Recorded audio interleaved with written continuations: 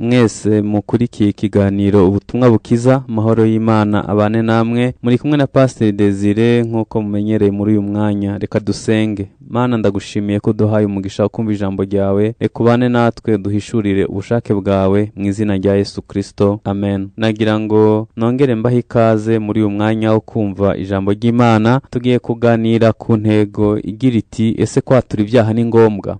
Nico tugiye kuganiraho nk'abakristo, nk'abantu badukurikiye mu kiganiro ubutumwa bukiza mutegurirwa n'agakiza.org. Tugiye kwibaza ngo ese kwatura ibyaha ni ngombwa? Bamwe bavuga ko kwaturira Imana ari byo byiza, bitari ngombwa kwatura ibyaha ngo waturire undi muntu, wicarane n'umushumba wawe cyangwa se undi mwene data umwaturire. Bavuga ko bitari ngombwa.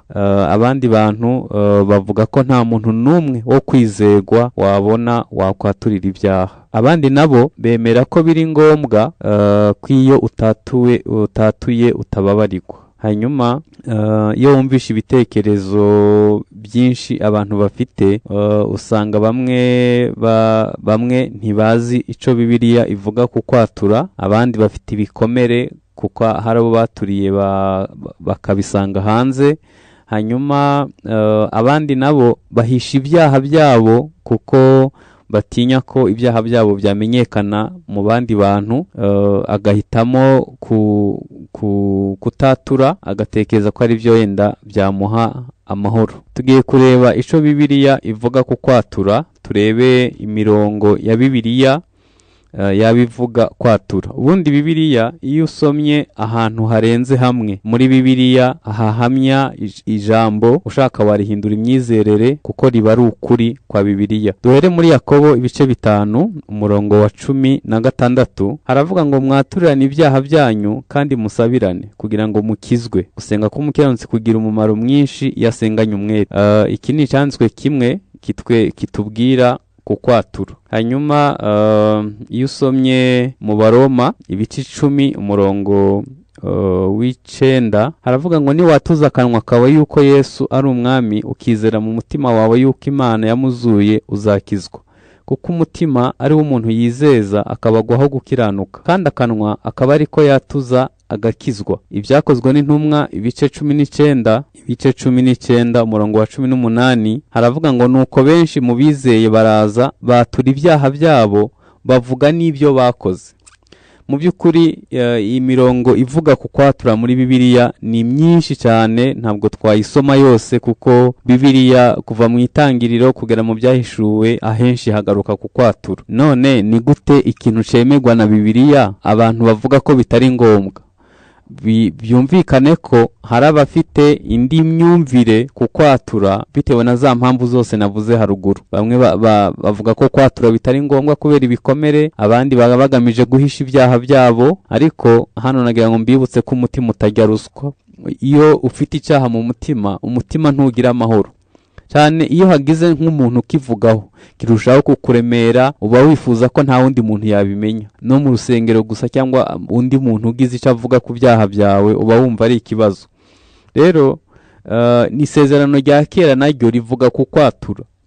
Igihe batamba ibitambo Abisirayeli, umuntu yazana ihene, umutambyi akayishiraho ikiganza akayitongera, umuntu akatura ibyaha byose yakoze. Ntabwo yazana igitambo gusa ngo ahita agenda, ahubwo yabanza kwatura ibyaha yakoze, akabyatura byose, hanyuma ihene bakayohera. Ubwo yaba ari ihene yikorera ibyaha nyene by'umuntu.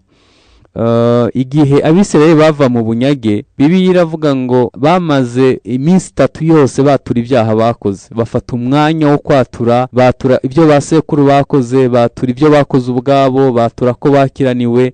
Kwaco catumye Imana ibohereza bakajya mu bunyage bw'imyaka 70. Bafashe umwanya wo kwatura mu ruhame, batura ibyaha bakoze. Kwatura rero ni ikintu cangombwa kandi cemerwa na Bibiliya. Hari uburyo rero twavuga ko ari ngombwa bwo kwihana, bwo kwatura. Reka mvuge ubugeze nko muri bune. Uburyo bwa mbere ni igihe umuntu yatura yihana ibyaha, ari bwo bwa mbere. Ico gihe aba yamurikiwe n'ijambo ry'Imana. Ijambo ry'Imana rikamwereka ko ari umunyabyaha, akamenya ko ibihembo by'ibyaha ari urupfu, impano y'Imana ari ubugingo buhoraho. Akagira agahinda ko mu buryo bw'umwuka gatera kwihana kuticuzwa. ico gihe akizera ko Yesu ari igitambo kimwe, amaraso yavuye ku musaraba ariyo adukiza ibyaha. Ico gihe hakurikiraho indi ntambwe yo kwatura, umuntu akaba akijijwe, akaba ahindutse kuba umwana w'Imana. Iyo ni intambwe ya mbere yo kwihana. Igihe umuntu yihana yakiriye Kristo nk'umwami n'umukiza, ari bwo bwa mbere. Ariko no kubakijijwe nabwo intambwe ya kabiri, hari igihe umuntu akora icaha akumva yatandukanye n'Imana. Hari ubwo umuntu akora icaha akumva amahoro yo mu mutima arabuze. Ubuzima tubaho mu by'ukuri, hari igihe umuntu areba ibintu bitari bikamwanduza, hari igihe umuntu atekereza ibintu bitari byo, hari igihe umuntu agira uburakari bwa hato na hato n'utundi tuntu tumeze nka dutyo. Iyo ugiye gusenga ushobora gusaba Imana imbabazi, Imana ikakubabarira. Ariko hari igihe umuntu akora icaha akumva amahoro yo mu mutima arabuze, akumva atandukanye n'Imana. Warakijijwe wakiriye Yesu umwami n'umukiza, Yesu n'umukiza wawe, ariko ukagera igihe ukumva utandukanye n'Imana burundu. Ico gihe biba ari ngombwa ko ushaka umuntu ugufasha, akagufasha kwatura, ukihana ukatura, hanyuma ukababarirwa. Satani yagarutse kugushinja, uramubwira ati hoya, hari itariki zinizi nahuye n'umukozi w'Imana, ndihana ndatura, nta rubanza ngifite. Kuko Satani we ahora dushinja buri gihe. Hanyuma uburyo bwa gatatu bwo kwatura ni igihe wahemukiye umuntu. Iyo wahemukiye umuntu niwe waturira, uramusanga mukiyunga, ukamwaturira, ukamusaba imbabazi, bikaba birangiye. Ubwo n'uburyo bwa gatatu bwo kwatura. Hanyuma iyo wahemukiye Imana ugahemukira n'abantu, ico gihe waturira Imana ariko ukaturira nabo wahemukiye. Iyo icaha wakoze cagize ingaruka kuri sosiyete, wenda ukora uririmbamo, mu rusengero aho usenga, umuryango wawe, ico gihe byo bigusaba kwihanira mu ruhame, bigusaba kubasaba imbabazi, ukabwira ati mumbabarire, narahemutse, imyitwarire yanjye, ingeso zanjye zatumye muhungabana, mbasabye imbabazi. Ubwo ni uburyo bundi bwo kwihana ukatura. Hanyuma kuko umuntu rero aba akeneye kugumana personalite, aba akeneye ubumuntu, aba akeneye ko uzakomeza kuba abantu batazakomeza kukubona mwe bya bindi, ni byiza ko bikorwa kwatura, ariko bigakorwa mu buryo bwiza. Aha bishatse kuvuga ko hakenewe uwagufasha, cyangwa se uwo nakwita umushumba wawe, yagufasha mu buryo bwo kukuyobora mu nzira yo gukizwa. Hanyuma hano niho abantu benshi bagize igikomere. Hari ubwo umuntu aza mu rusengero, ijambo ry'Imana ryavugwa, agahita asaba mikrofone, akavuga ati ndihana icyaha iki n'iki. Mu by'ukuri atari ubwo buryo byakagombye kuba bikozwemo, kuko kera basanga abatambyi. Ariko Paulo yavuze ko ari abantu Imana yahaye impano, bamwe yabagize kuba intumwa, abandi abahanuzi, abandi abigisha, abandi abashumba mu buryo butandukanye. Izi mpano Imana yazitanze kugira ngo zikorere mu itorero, abantu bafashwe. Niba Imana yaratanze impano, umuntu akaba ari umushumba abisigiwe ariyo mpano ye, akaba ari umuntu ushobora kukwakira, kuki atari usanga ukajya kwihanira mu ruhame. Ntekereza ko korale y'abantu 100 bose sabizegwa ngo babe bazakubikira ibanga, bazabashe kwemera gukomeza kubana nawe batakubonamwe ya makosa, n'ubwo wayihanye Imana ikaba yarakubabariye. Uyu muntu rero yaturirwa, si umuntu wari we wese. Ishambere agomba kuba ari umwizegwa, bizwi ko uyu muntu ari umwizegwa, agerageza kuba umwizegwa. Hanyuma ikindi, akaba ari umuntu yabasha kukugira inama, akanagusengera. Cyane ko ibyaha byinshi biba biriho imitego. Hari igihe umuntu aba akeneye inama ukuntu azifata nyuma ya cagihe, nyuma ya bya bindi anyuramo, akaba akeneye inama.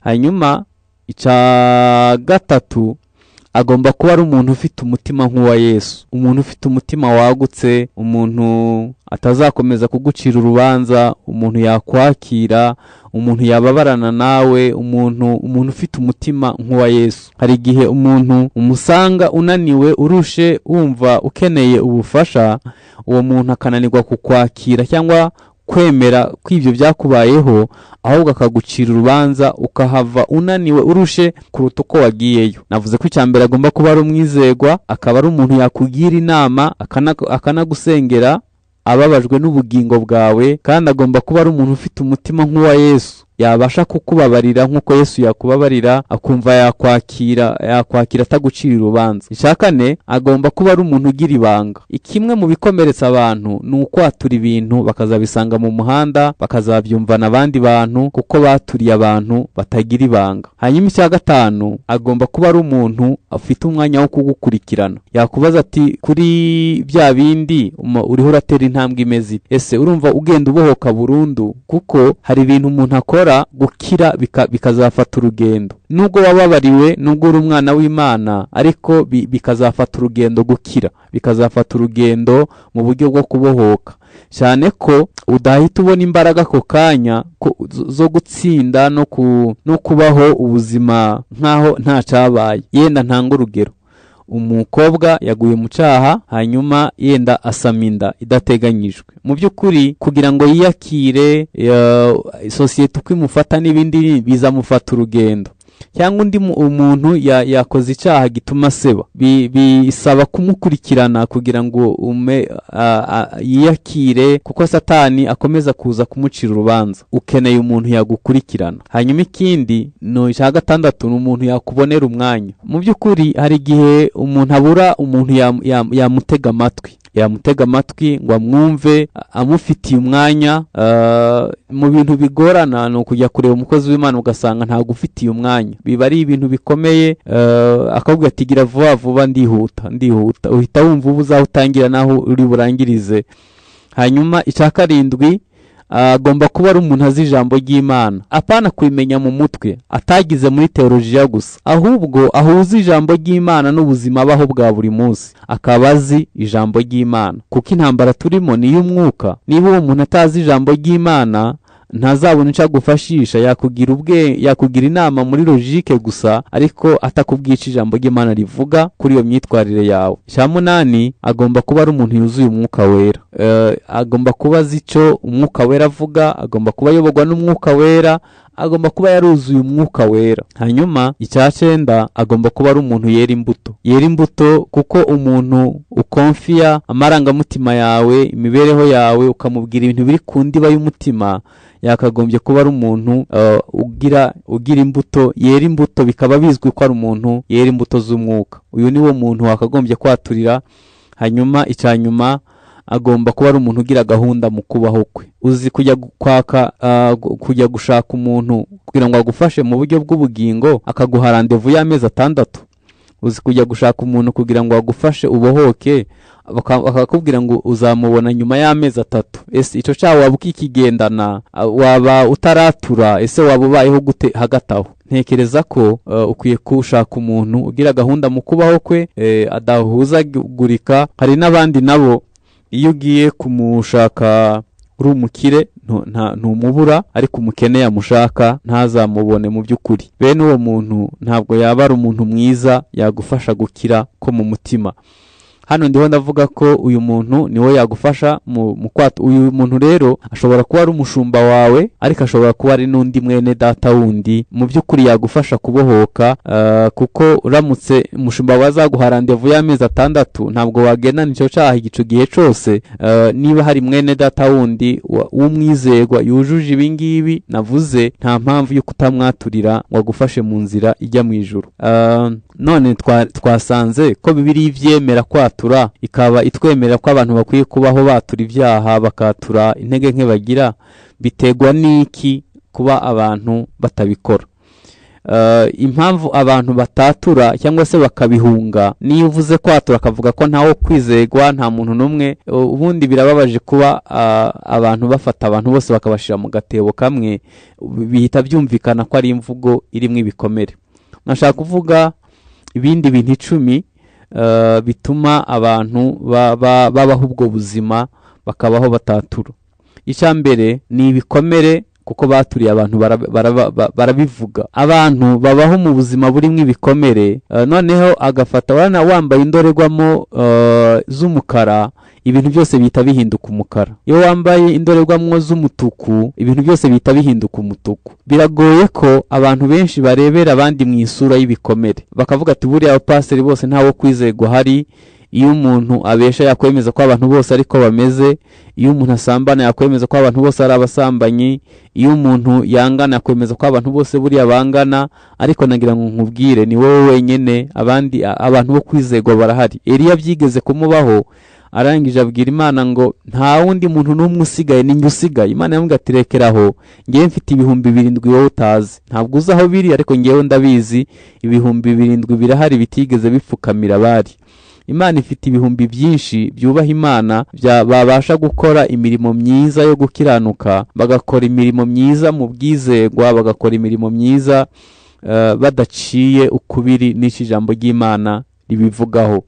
Rero impamvu ya mbere ituma abantu, nubwo Bibiliya ibyemera ikabihamya nk'ukuri kwatura, impamvu abantu batatura ni ibikomere bahuye nabyo. Erega hari igihe umuntu aza mu rusengero azi ko ari ahantu heza ho gukirira, akahaza azi ko ari ahantu heza yabohokera, rimwe na rimwe akahakomerekera. Kandi umuntu yakomerekeye mu rusengero ashobora kuzinukwa akakwemeza ko nta hantu hazima habaho, bose ari uko babaho.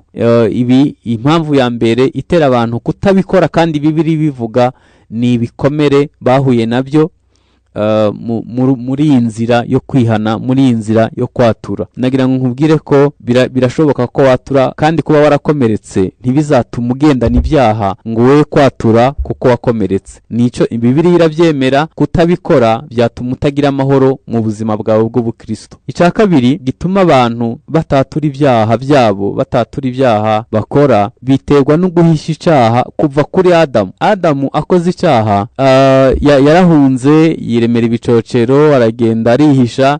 Imana iramaza ngo Adamu urihe? Aravuga ngo numvishe imirindi yawe ndihisha.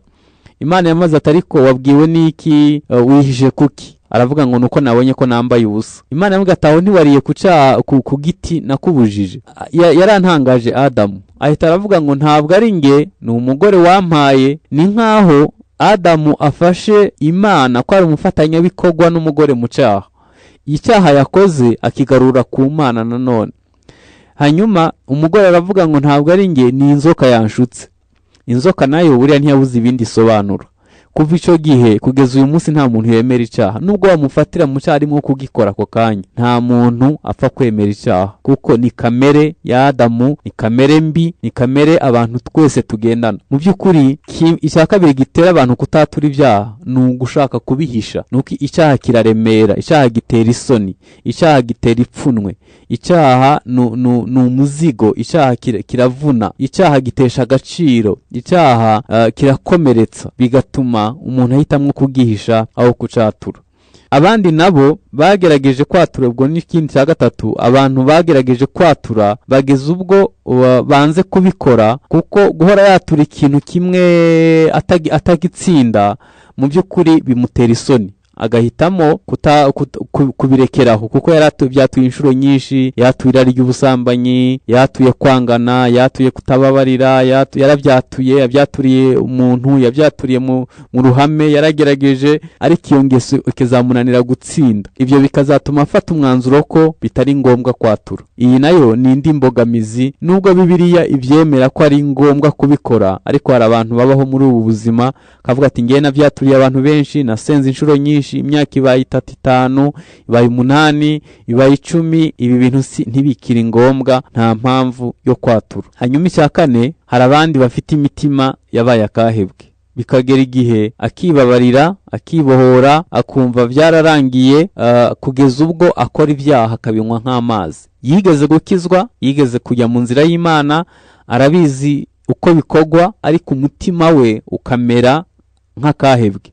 Pawulo yaravuze ngo ntimugasuzugure ijwi ribahana, iryo bamwe baretse bakamera nk'inkuge imenekeye mu nyanja. Ubwato bumenekeye mu nyanja biba ari ibintu bibi mu by'ukuri, nta kindi cyabaramira. Hari igihe umuntu muri iyi nyanja y'isi bigera igihe ijwi riguhana, ijwi rikubwira kureka ibibi, ukarifunga, bikagera igihe ugakora ibyaha byinshi kandi uba mu nzu y'Imana, bikazagera igihe ukamera nk'ubwato bwamenekeye mu nyanja mu by'ukuri. Ubu nabwo ni ubundi buzima abantu babamo, abantu bakagira imitima yabaye nk'amabuye, imitima yabaye akahebwe. Muribuka umugani w'umubibyi Yesu yaciye, yavuze ngo hari abantu bamwe bafite imitima imeze nk'uko biba imbuto ku nzira inyoni zihita zizitoragura. Ngo hari abandi nabo ngo bameze nk'imbuto zabibwe ku kara kwibuye, ziramera zibura aho zishinga imizi zihita ziruma. Hanyuma hari abandi nabo bafite imitima imeze nk'uko biba imbuto mu mahwa. Iyo mitima nayo imbuto zarabibwe, amahwa araziniga ntizabasha kwera imbuto. Ubutaka bwa kane nibwo bwari ubutaka bwiza, aha hashoboye kuboneka imbuto nziza zikera izindi mbuto nyinshi. Iriya ni imitima y'abantu yavugaga. Hari abantu ijambo ry'Imana babiheruka mu rusengero, abadayimoni bakabitoragura ntazongere kubyibuka, akazamara icumweru cyose atibuka n'ibyo yize ku cumweru. Kandi nabwo hari abandi bantu nabo, abo bantu imitima yabo yo uko iteye ijambo ry'Imana barabyumva bakaryishimira, ariko imitima yabo imeze nk'amabuye, nk'urutare, ntibifite aho bishinga imizi, ntibyakomera kuko bubakiye ku rufatiro rutarigo. Abandi nabo bafite amaganya y'isi, bahora biruka n'iby'isi, iby'isi bikaniga ijambo ry'Imana bumvise. Nagira mbabwire ko nta mutima Yesu atashobora, n'iyi mitima yabaye akahebwe, n'iyi mitima y'amabuye nayo Yesu ashobora kuyihindura. Hanyuma icya gatanu ni ugutinya gushyirwa mu kato, cyangwa se ibyo bamwe bita gutenga, abandi gushyira munsi y'umuhano. Hari abantu avuga ati nibyatura abantu ntibabimenya, urugo rwanjye ruzasenyuka. Wenda yagize ibyago aca inyuma uwo bashakanye, cyangwa se nabwo yagize ibyago akora ikindi cyaha, akavuga ati nibabimenya nzava muri korale, nibabimenya umurimo w'Imana uzahagarara, nibabimenya igicubahiro cyanjye kizavaho. Agahitamo guhisha ibyaha bye kugira ngo atazajya mu gihano, cyangwa se batazamushyira mu kato. Abantu agahitamo kugendana ibyaha abizi neza ko yabikoze, ariko akaba atinya gushigwa mu gihano. Hanyuma cya gatandatu ni abantu bakunda icubahiro bakaramira umurimo aho kuramira ubugingo bwabo. Mu by'ukuri kuba uri umushumba, kuba uyoboye korale, kuba uri umudiyakoni, kuba ukomeye mu rusengero, iryo zina ni ryiza pe, kandi ibyo ukora uragerageza. Ariko nukora icyaha wibuke ko Imana ariyo kwizera ushobora kukubabarira. We kuramira izina, we gukunda icyubahiro kukirutisha ubugingo bwawe. Yesu yaravuze ngo byakumarira iki kunguka iby'isi byose ukazabura ubugingo buhoraho? Utekereza ko izina ryawe rizakwinjiza mu bwami bw'Imana? Bibiliya iravuga ngo hahigwa abantu bapfira mu mwami, imirimo izaza ibaherekeje. Hazabanza wowe mu mazina yawe, izina witwa mu rusengero n'ibyo wakoze bizaza biguherekeje nyuma, kandi nabyo bazabicisha mu muriro, kuko imirimo yose izapimwa bayinyuze mu muriro. Imirimo itakora mu rukundo ntabwo ushobora kuzayigororerwa. Niyo mpamvu ukwiye kwitonda ukabikora neza, ukabikora mu buryo bwiza, ukabikora mu buryo ubugingo bwawe butagira ikibazo. Kuko nuramira umurimo ugakunda icubahiro gusa mu rusengero, ugakunda kurinya kubahwa, uri dadi w'abantu benshi, uri umuntu abantu bose biyumvamo, ukagenda muri ico kigara, ubugingo bwawe bugapfa. Ubwo ubugingo n'ubwawe ku giti cyawe, nta wundi muntu ugomba kubukurindira, ugomba kububera amaso. Ubugingo bwawe n'ubwawe ku giti cyawe. Rero ukwiye kububera amaso ukaburinda, we kugundira izina witwa n'icubahiro ufite, ntaco byazakumarira ku munsi w'amateka. Hanyuma cya karindwi gitera abantu kutatura ibyaha nubwo Bibiliya ibivuga, nuko urugendo rwo guhinduka rubananira kurukora, bagahitamo guhinira hafi. Urugendo rwo guhinduka, niba hari ikintu gikomeye ku isi, ni uguhinduka ku ngeso imwe ya kamere. Ubwo rugendo ushobora kurugenda imyaka 5, ubwo rugendo ushobora kurugenda umwaka, ushobora kurugenda amezi. Noneho uru rugendo ruravuna, guhinduka ku ngeso imwe ya kamere. Namwe reka dufate urugero rwa Paulo yatangiye avuga ngo nshaka gukora iciza, ikibi kikantanga imbere, ikibi nanga kikaba ari cyo nkora. Nkunda amategeko y'Imana, ariko muri nge hari mwirindi tegeko rya kamere rintera gukora ibyo ntashaka gukora. Uyu mubiri untera gukora ibyaha nzawukizwa n'iki? Mbese ukabona aravunitse. Hepfo amenya ko ahantu dushobora gukirira ari muri Kristo Yesu. Aravuga ngo hashimwe Imana iduha gukira ku bwa Kristo Yesu. Nagira ngo mbabwize ukuri, urugendo rw'impinduka ni ngombwa. Iyo umuntu yakiriye agakiza, abatsindishirijwe, abahindutse kuba umwana w'Imana. Ariko guhinduka ku ngeso ni urugendo. Wakagombye kuba wicara ukibaza ngo umwaka ushize nari mfite ingeso mbi 5, uyu mwaka uzarangire byibuze 3 muri zo mbashije kuzitsinda. Ikintu gikomeye wakorera Imana ni ukwemera gupfana na Yesu no kuzukana nawe no guhinduka ku ngeso, umubiri wawe ukawutambaho igitambo kizima gishimwa n'Imana. Byaba ari ikintu cy'ingenzi. Hanyuma abantu babonye ko urwo rugendo ruvunanye bahitamwo guhinira bugufi, bahinira ahantu hafi kugira ngo bitabagora, bakajya kwikuzaho imikoshi n'imikasiro, bakabasiga amavuta, abandi nabo bakababwira ko babakorera deliverance bikarangira. Ibyo bintu byose utemeye gupfana na Yesu ngo uhinduke ku ngeso, ntabwo umutima uzigera ugira amahoro. Nubwo bagusiga ingunguru y'amavuta, nta kintu impinduka izaba. Nubwo wasengerwa n'abantu bakomeye bose bo ku isi, utemeye gupfana na Yesu ngo uhinduke ku ngeso, nta kintu byazakumarira. Umutima ntujya ruswa, umutima uhora ukubwira ibitagenda, umutima urakubwira ngo nubwo wakoze ibi ngibi, waciye mu nzira ya bugufi, icyo Imana ikwifuzaho ni ukwemera gupfana na Yesu no kuzukana nawe. Hanyuma cya munani ni inyigisho zitari nzima, inyigisho zivuga ko ibyaha twakoze kera n'ibyo dukora ubu n'ibyo tuzakora kera byose byababariwe. Ni inyigisho z'ubuyobe zigisha abantu ubuntu, ariko ubuntu bugahinduka urwitwazo rwa kamere kugira ngo bakore ibyaha. Ntabwo ubuntu bw'Imana ntabwo buduhesha uburenganzira bwo gukora ibyaha. Ubuntu bw'Imana bwarabonetse, butwigisha kureka gutubaha Imana n'irari ry'iby'isi n'ibindi byinshi bikurikiyeho. Hari igihe umuntu ahura n'inyigisho zimeze zityo bikamuzanira urujijo, akabaho atatura kandi aricyo Bibiliya imwifuzaho. Cyangwa se abanyamadini batinya gukora ku byaha kuko mu by'ukuri wigishije ukuri kwa Bibiliya nk'uko kuvuga, uwo munsi hari abataha badatuye. Kuko Bibiliya avuga ngo nujya gutura ukibuka ko ari icupfa na mugenzi wawe, usiga ituro ryawe aho ugeze uzatura ubutaha. Nta munyamadini, nta munyedini yakwigisha gutyo. Tuba dushaka ko batura, kandi gutura ni byiza, ariko itura Imana yemera ni ituro ry'umutima wejejwe, umutima wahindutse, umutima wavutse ubwa kabiri. Rero hari igihe umuntu yigishwa ntibavuge ku cyaha, ntibahamagara bihana, umuntu akabaho atatura kubera inyigisho yahawe mu rusengero. Hanyuma ikindi ni ukugerageza guhisha ibyaha umuntu yakoze, umuntu akihisha mu murimo w'Imana cyangwa mu bindi bintu. Hari igihe dutekereza ko iyo umuntu aje mu rusengero akabyina cyane, agasimbuka cyane, yenda hari icyo bihindura. Ntabwo byakuraho ibyaha byawe utabyihanye ngo byature. Hari n'igihe abandi nabo bihisha mu gutanga cyane. Nubwo wakubaka insengero zose zo mu gihugu wenyine, utarihanye ibyaha byawe wazarimbuka.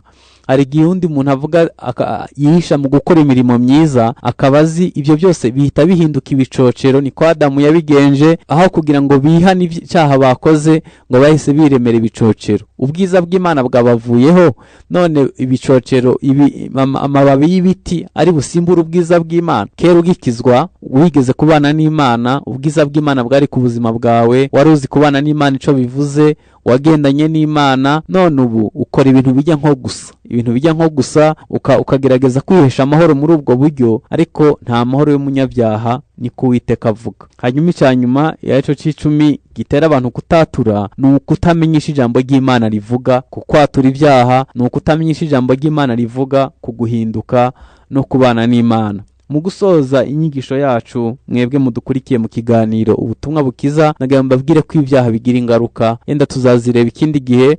Ibyaha bigira ingaruka. Iyo ukoze icyaha ubu wibye imbuto mu isi y'umwuka, kandi iyo mbuto uzayisarura ukihari. Niyo mpamvu ukwiye kwihana, ukababarirwa. Amaraso ya Yesu agahagarika umuvumo n'ibindi byose bigendana n'ibyaha, ugakora ibyo gukiranuka. Imana izabana nawe. Wakoze kudukurikira mu kiganiro ubutumwa bukiza. Amahoro y'Imana akomeze kurinda umutima wawe. Nashaka nsengane n'umuntu ushaka kwatura ibyaha aribwo bwa mbere, akaba ashaka kwakira Yesu umwami n'umukiza, cyangwa se wagize intege nke uragwa usubira inyuma, ariko Imana irashaka gukunda. Usobanukiye ko ari inyembabazi, ishobora kukwakira. Nawe turagusengera.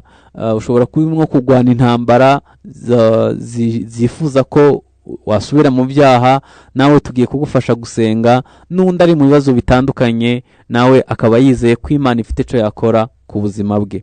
Reka dusenge. Data, mu izina rya Yesu, ngushimiye ku bantu bose bumvise ijambo ryawe muri iki kiganiro ubutumwa bukiza, bakaba bafashe icyemezo cyo gukizwa aribwo bwa mbere. Ndasenze kugira ngo ubabohore, ubababarire, ubagirire ubuntu, ineza y'Imana ibe kuri bo, ubarindisha imbaraga zisumba byose. Ndasengera nanone abacitse intege, bagasubira inyuma, bari barakumenye bakagwa mu byaha bitandukanye. Mwami, ubashoboze kwitera intambwe yo kwihana no kwatura, kandi ubashoboze kwakira imbabazi z'Imana. Ndasengera Mwami Yesu Kristo abadukurikiye bari mu bibazo bitandukanye, kugira ngo babe hafi, ubatabare, ubarengere, ubarindisha imbaraga zawe. Urakoze kudahinduka, urakoze ko ubuntu bwawe ukomeza kubana natwe, mu izina rya Yesu Kristo, amen. Mwari kumwe na Pastor Desire mu kiganiro ubutumwa bukiza, mutegurirwa mukanagezwaho n'agakiza.org. Niba ushaka gusengerwa by'umwihariko cyangwa se kugisha inama, waduhamagara kuri telefoni igendanwa 0788 42 29 84. Ni nayo dukoresha kuri WhatsApp. Turi umuryango wa Gikristo, tubwiriza ubutumwa bwiza, ntabwo dushamikiye ku idini, ahubwo dukora umurimo w'Imana dufatanyije n'abantu bava mu matorero atandukanye.